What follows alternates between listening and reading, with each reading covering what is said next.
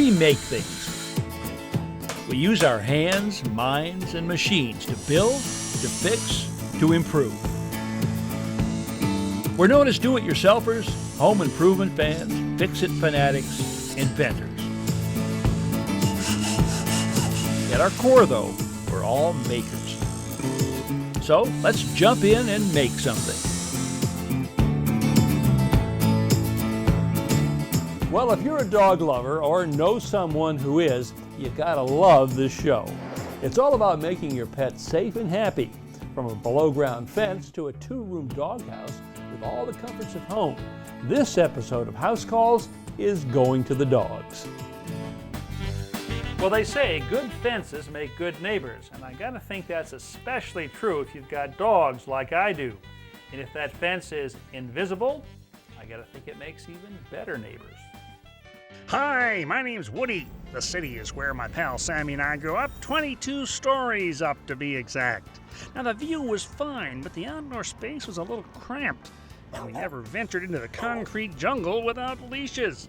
Sometimes it got to be just too much. And when we did find grass, well, it usually wasn't dog friendly. But the move here to the country changed all that. Ah, freedom, wide open spaces, the smell and feel of turf, and room to run, run, run. And with all this space to explore, why should we stop at a stone wall? Ron, though, says we need to have boundaries, so he's called Todd Brown over. Something about a fence that won't be seen. Right now, they're talking about where it should go. This is where all the ticks are. What's the issue with ticks? Well, the ticks actually will migrate out from the wood line at least 5 or 6 feet. At least They're 5 more From where the in grass the woods, stops. from where the grass ends and all the right, woods so let's begin. just put it like under the tree line right here. That's a good 5 feet. If the dogs get ticks, you're going to the vet. Well, with the tick question settled, Todd explains how the fence works. A small wire will be buried in the ground and a radio signal transmitted from it. The dogs will wear receivers on their collars. As they approach the buried wire, they'll first hear a sound, then feel a mild correction, like a static shock, that will cause them to turn back. Our first step is to draw up a plan. Now, the backyard is large, so Todd suggests separating it from the front with 2 sharp bends, or dog legs, if you will. And the only way that the dogs can get from one to the other is through the breezeway here if we leave the gate open. That's right. You know, I'm not real sure I want to do the dog legs. I kind of like the idea of just a perimeter all the way around the outside. But these dogs are coming from a 1,000 square foot New York City apartment. Believe me, they'll have more than enough room.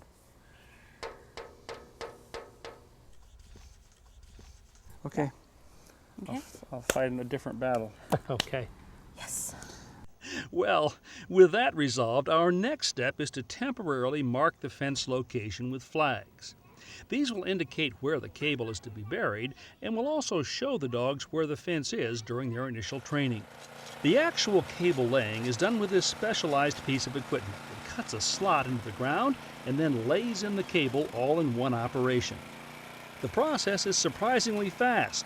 In our case, we bury over 1,000 feet of wire in less than half an hour. Until... This is one heck of a machine. Sure It's is. not going to get through that, though. No, it will not get through that. So what do we do here? You can rent a saw from your local tool rental place.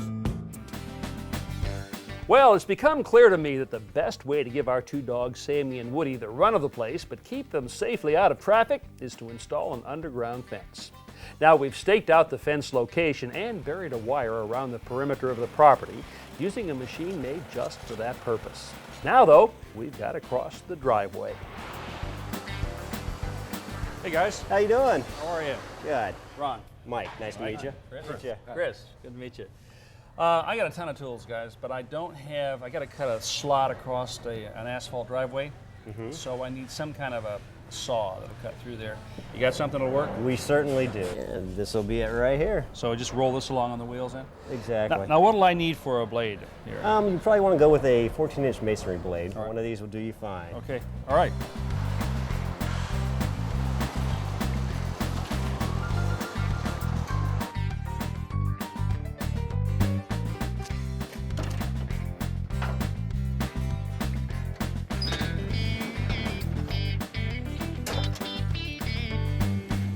What's step 1? Well, we need to snap a chalk line. Go ahead and snap.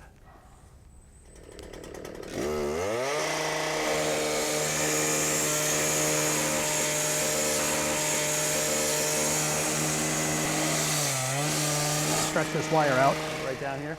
Yep. Okay. Pack the wire down into the slot, and then we use the sealer, and you can overfill it just a little bit so that the caulk comes just over the top. For the most part, we've been able to lay the underground fence as one continuous piece of wire. However, there are a couple of places where we'll need to make splices. We'll just take the 2 wires. I'm going to strip off about 3/4 of an inch of the jacket. Now this splice here has a gel in it that doesn't harden. It looks like almost like a petroleum jelly in there. Yeah, fill a little of this.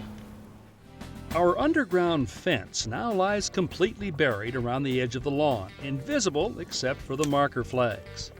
Our next step is to bore a hole in the garage wall and bring the ends of the wires inside where we'll connect them to the transmitter. Okay, see it, Todd? Got it? This transmitter emits a radio signal that travels along the buried wire. First, we install a screw and mount the unit to the wall. Then attach the ends of the wire loop to the terminals. We'll just staple these in here. We use an arched staple for cable tacking. All right, so now there's still no power to this yet, right? Yep, we have our AC adapter here. This will step everything down.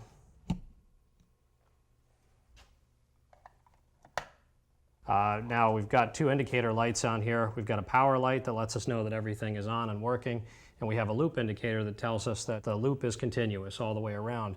Well, the power is on and the indicators say the fence is working. But before I slip the receiver collars on the dogs, I decide to check out the correction myself. All right, can I try? Sure. Can I actually feel it? Yeah, it can.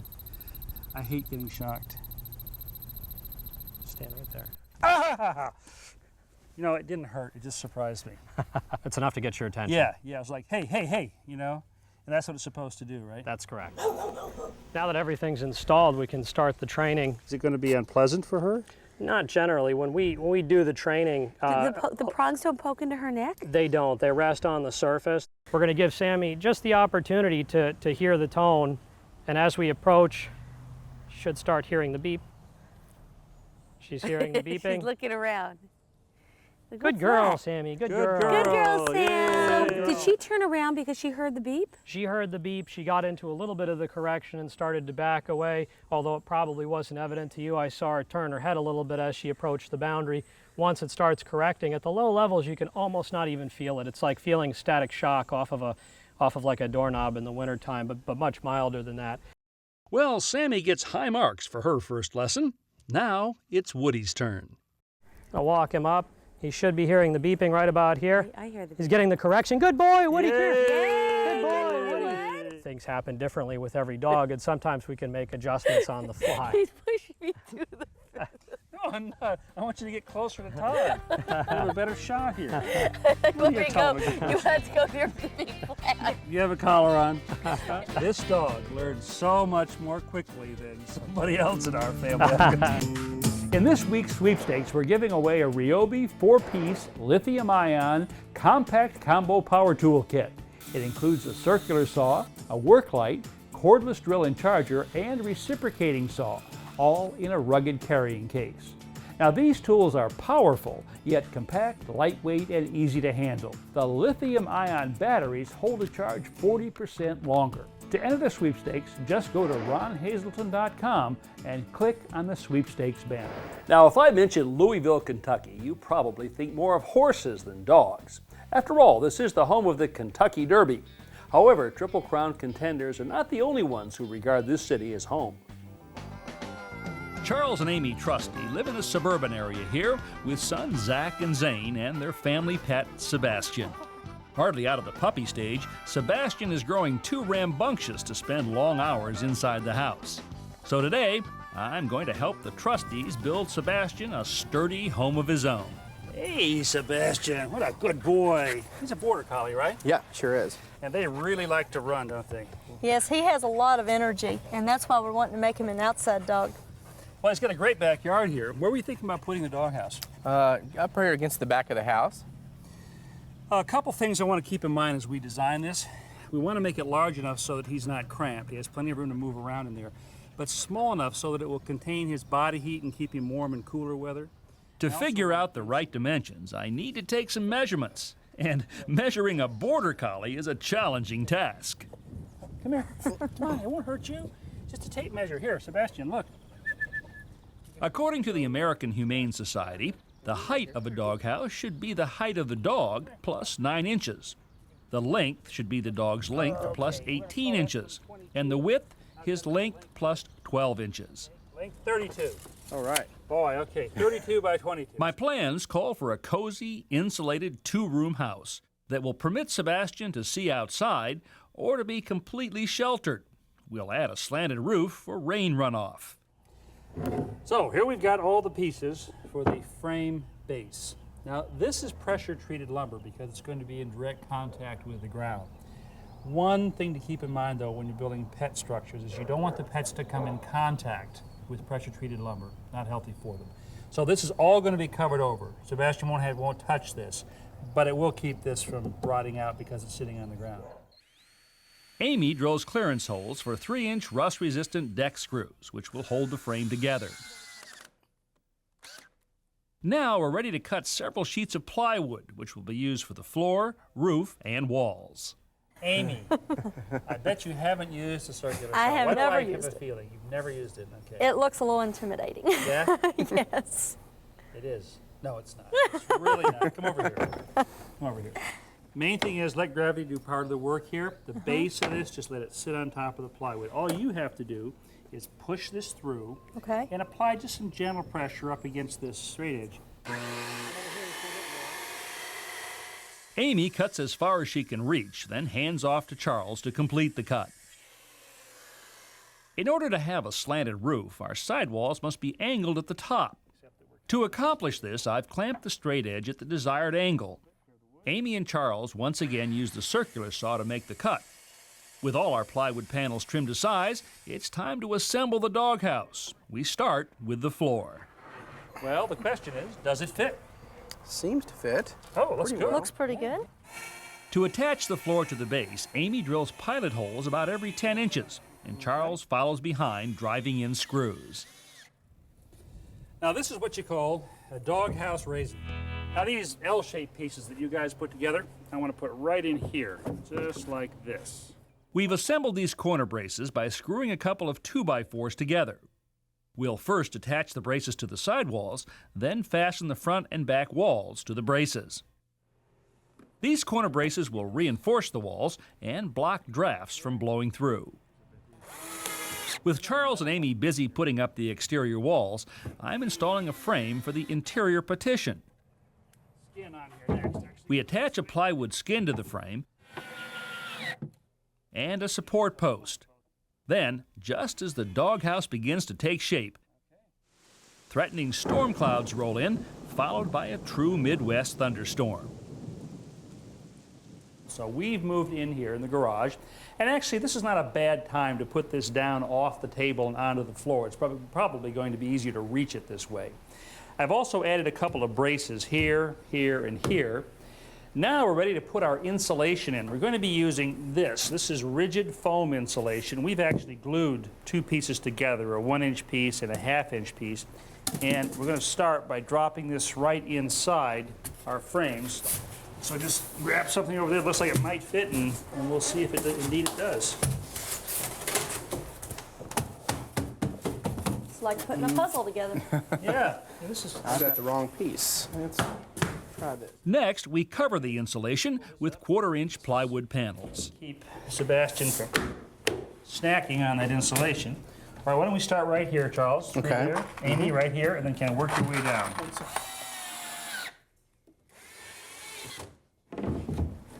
Telling you, it's feeling snug as a bug in here right now. Let's start at the bottom, guys. Okay. So do you think Sebastian's going to be happy in here? Well, if Sebastian isn't, I'm sure our 4-year-old will be. You know, that thought occurred to me. This is Yeah. almost a playhouse. If it was much bigger. All right. You know, could we call Sebastian for just a second? I Sure. wanted Come to on, Master. consult with him about this. Hey! Hey, buds. Listen, I want to decide how to make your door. So, what do you think? I'm thinking like something maybe just above your back, right here. Would this be okay up here? And up here? Would this be all right? Yes. Oh, that's nice. Okay. He says yes. All right, great. With Sebastian's specifications outlined on the wall, Amy cuts the doorway out with a jigsaw, and we screw the final wall section into place. Next, the roof goes on. We allow a slight overhang to keep rain runoff away from the walls, then cover the plywood with water-resistant roofing felt or tar paper, which we attach with staple tackers. We also add a drip cap along the edges of the roof. This L-shaped piece of metal prevents water from seeping under the shingles and into the edge of the plywood. All right, time to do a little shingling now. Finally, we nail our shingles into place, starting at the bottom and overlapping each row. Well done. Well, the rain stopped and we've moved the doghouse out in the yard where it's going to live. And we've added a hinge along the rear edge of the roof. The reason for that is it makes it real easy to clean by simply lifting up the front edge like this. Well, Charles, I think we did a pretty good job. Looks great to me. But actually, we're not the ones who are going to live in here, so I think we ought to ask the guy who is. Hey, Okay. Sebastian, Come here, boy. want to try this Hello, out? boy. How about a little Look at food? this. Just sort of a, yeah, Look at yeah, that. a welcoming dinner in there. How What do you about that? think? It's like having dinner in your new house. Mmm. Well, guys, it was fun. I Oh. enjoyed working with you. We You had were a great great- with the tools, Thanks. We had a great time. Excellent time. and I think he's going to like the new house. He definitely will. will. And just remember, if you have to go to the doghouse now, well, it's not such a bad deal. Nope.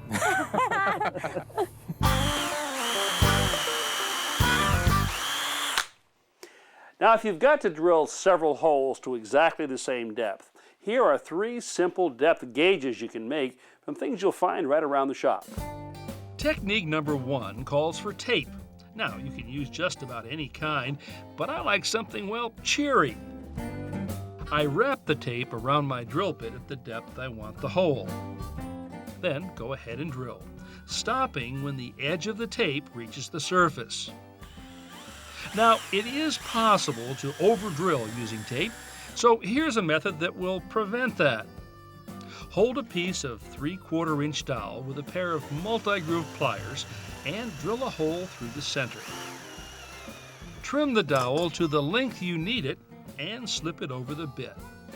Now, when you reach your desired depth, the drill will stop on its own.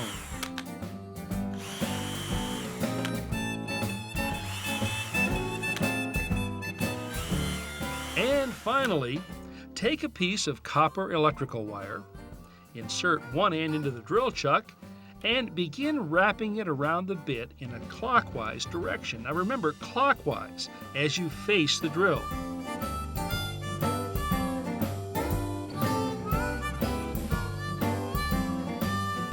When you've wrapped the wire you need, use a pair of needle nose pliers to tuck the end in place. When you drill, you'll have both a visual and mechanical stop. I picked this up from the folks at the Airstream trailer plant. Hey, thanks, guys.